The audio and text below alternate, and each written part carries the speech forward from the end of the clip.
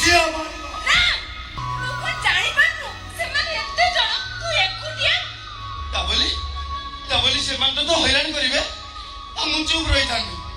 ସେମାନଙ୍କ ଭାଗ୍ୟ ଭଲ ଅପା ତୁ ଚାଲି ଆସିଲୁ ଆଉ ତା ନହେଲେ ଏସବୁ ଭଲ ନୁହଁ ରାମ। ଏ ଅପା ଏ ରାମ ସବୁ ସହିବ ହେଲେ ତା ଅପା ଆଖି ଜମା ସହିପାରିବନି ଜମା ନୁହଁ। ହେଲା ଏଥର ଯାହା ବି ହବ ମୁଁ ଆଉ ତତେ କିଛି କହିବିନି। କିଛି କହିବା ଦରକାର ନାହିଁ। ମୋ ଅପାର ମୁହଁ ଦେଖି ମୁଁ ଠିକ ବୁଝିଯିବି ମୋ ଅପା ଖୁସିରେ ଅଛି ନା ଦୁଃଖରେ। ଆଚ୍ଛା ଏ ଅପା ସବୁ ତରିକ ରାକ୍ଷୀ ପୂର୍ଣ୍ଣିମାରେ ତୁ ମୋ ହାତରେ ରାକ୍ଷୀ ବାନ୍ଧୁ ହେଲେ ମୁଁ ତତେ କିଛି ଦେଇପାରୁନି।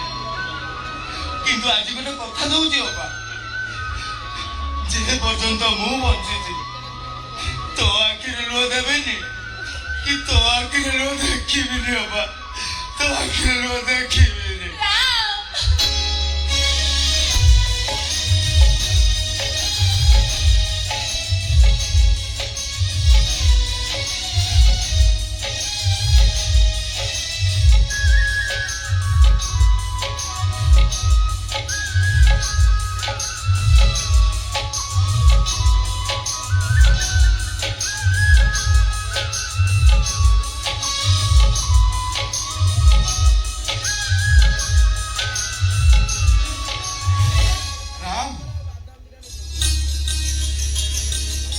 କିଛି ହେଇନି ତ ମୋର କଣ ହବ?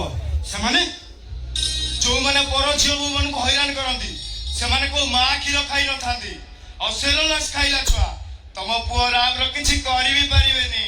କଣ କହୁଛୁ ଅପା?